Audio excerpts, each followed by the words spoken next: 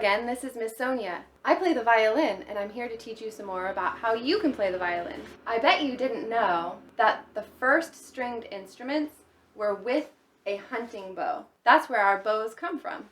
Speaking of the bow, let's go ahead and review what we already learned about the bow hold. Then I'm going to show you some movement exercises, and then we'll work on holding the bow and moving our bodies in the correct ways at the same time. Be patient with yourself, and let's have fun with this. Let's start with our pencils first, and just make sure we got our bow hold. Quiet coyote, rabbit, make sure soft and round on the inside, curved over, take a nap, and pinky tip. Okay? All of these fingers should be softly curved and rounded around the pencil. Nice rounded shape, like a wave crashing onto the sand. Now before we put that bow hold on our bows, let's go over some movement exercises. What's really important when we're bowing is to bow out from our elbow. So our fingertips, wrist, and elbow, they're all moving. So it's a fluid motion. So imagine there's a soft golden thread or ribbon that moves all the way through your arm and whoosh out through your fingertips. Whoosh out through your fingertips. Right? So it flows whoosh out through your fingertips.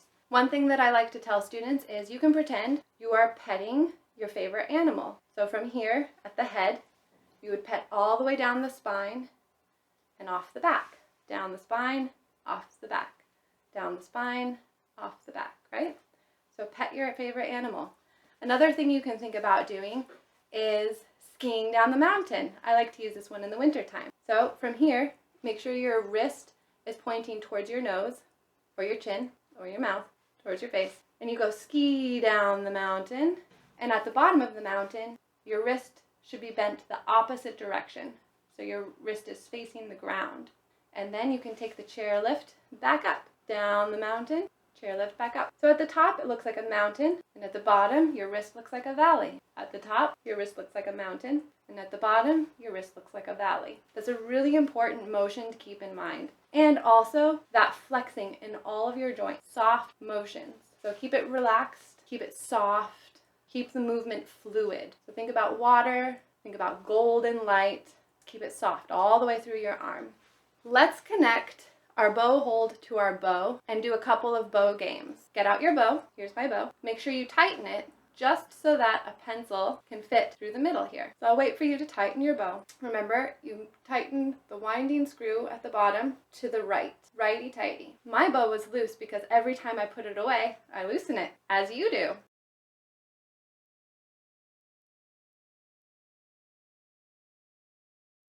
Now that you have your bow tightened, let's go ahead and put our bow hold on there. When you're putting your bow hold on your bow, I want you to hold it horizontally, parallel with the floor, in your left hand. Take your right hand at the frog, so the tip is pointing to my left and the winding screw is pointing to my right. Take your right hand at the frog and make your quiet coyote.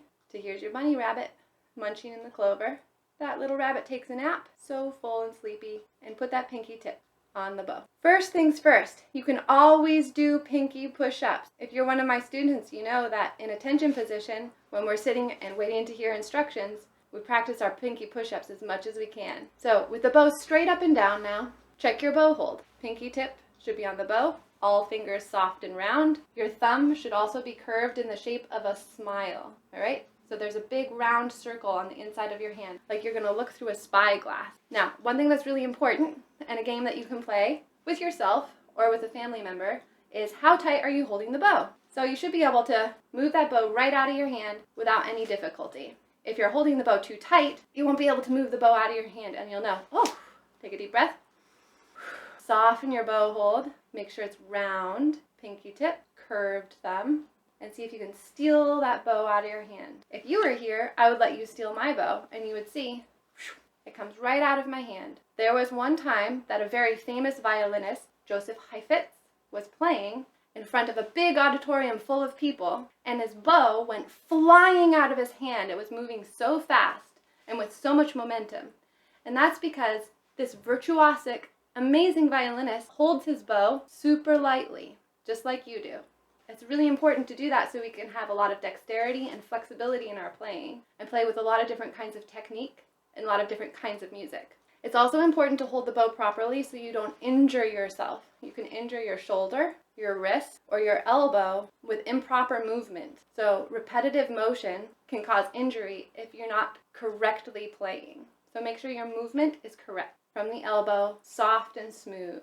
So in order to make sure that that's correct, let's work on a fun game. So we're going to sing a song and move our bow. So starting here, notice that my wrist is soft and bent. My bow hold is curved and round, and we're going to go up like a rocket, down like the rain, back and forth like a choo-choo train, round and round like a great big sun, round and round like a great big drum, up on the roof to have some fun. Check your bent pinky, check your bent thumb. Let's do that one more time. I'm going to stay facing you, and notice my bow is always pointing straight up at the ceiling. Here we go. Up like a rocket, down like the rain, back and forth like a choo-choo train, round and round like a great big sun, round and round like a great big drum, up on the roof to have some fun.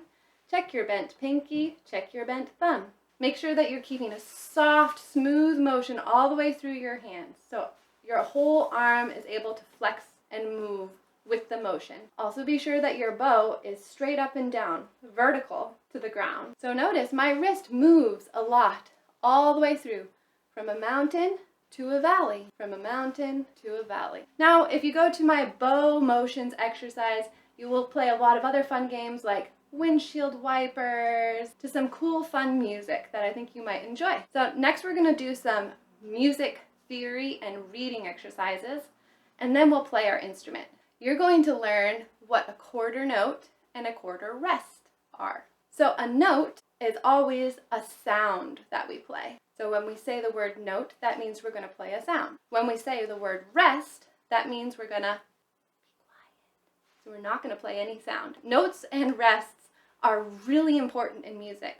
Just like I'm talking, and sometimes I make sound, and sometimes I pause. It's all really important for understanding the music, for interpreting the music, and for the feel. So a quarter note is one beat of sound. And before we talk about what one beat of sound is, let's go over what beats are. The beat can go fast and the beat can go slow.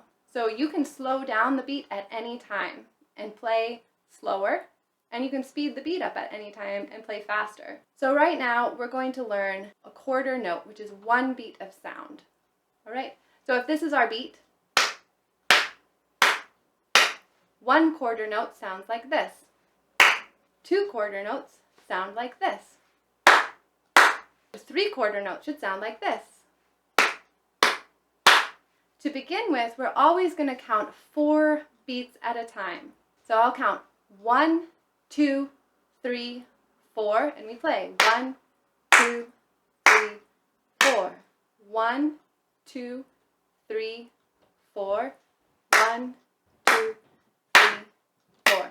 If we were to insert some rests in there, quarter rest also gets 1 beat, but it gets 1 beat of silence. So here's a quarter note, quarter rest, quarter note, quarter rest. So the beat continues on. 1, 2, 3, 4, quarter note, quarter note, quarter rest, quarter rest, quarter note, quarter rest, quarter note, quarter rest.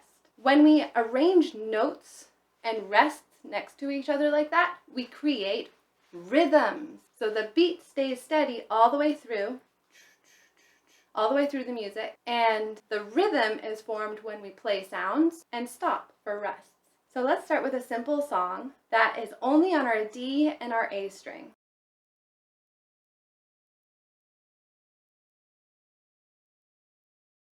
Just really quickly, let's make sure our instruments are set up. You have your shoulder rest on and you're ready to go. You're holding your instrument at the neck between your big knuckle and your thumb. Make sure you put that on your shoulder.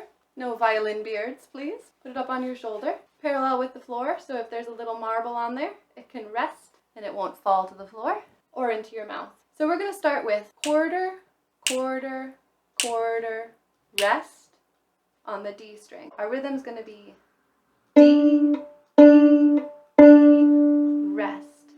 A, rest. D, D, A,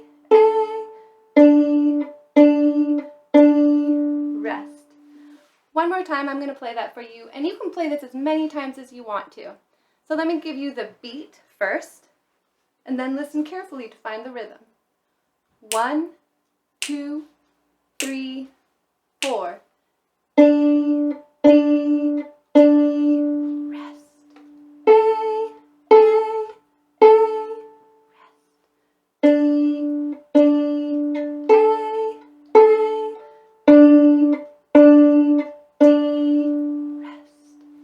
Once you get that up to speed and you're comfortable with it, let's play it faster. So check your instrument posture, straight line from your fingers to your elbow. Check your pitsing posture.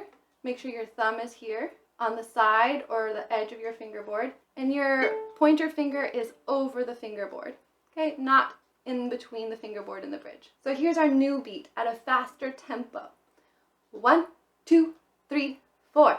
D, D, D, rest. A, A, A, rest. D, D, A, A, D, D, D, rest. Let's learn another song. First of all, I'm going to teach you the rhythm for this song. The rhythm is going to go 1, 2, ready, play, quarter note, quarter note, quarter note, quarter note, note, rest, note, rest, note, note, note, rest. And we're going to repeat that. A repeat sign is a double bar at the end of the line with 2 dots, and it means go back to the beginning of the song and play it again. So the second time through, right now as we're learning it, I'm going to say the note names. Are you ready? Here we go. 1, 2, ready, say, B, B, rest, rest, A, rest, rest, B, rest, A, rest, D, A, D, repeat, D, D, rest, rest, A, rest, rest, D, rest, A, rest, D, A, D. Let's play that one nice and slowly together with our instrument. So once again, check your posture, check your pits technique, and we're going to start on the D string. If you need to listen to me saying it again before you play it, that's okay. You can go back and listen as many times as you want. Here we go. Starting on the D string. 1, 2, ready, play. D, D, rest, rest. A, rest, rest. D, rest, A, rest. D, A, D, repeat. D, D, rest, rest. A, rest, rest. D, rest, A, rest. D, A, D. Nice job taking the repeat. And you can always go back and play along as many times as you want. Okay?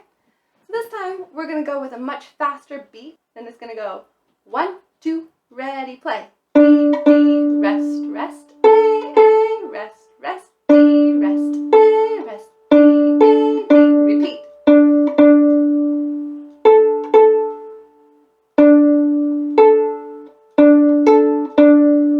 Nice job. Now it's fun to say rest, but sometimes you can hear the music better when you don't. So it's good practice to get into the habit of saying rest when you see one. But if you want to, you can just play the music and then you'll hear what it sounds like with the silence in between. Great job. I hope you had fun. I'll see you next time.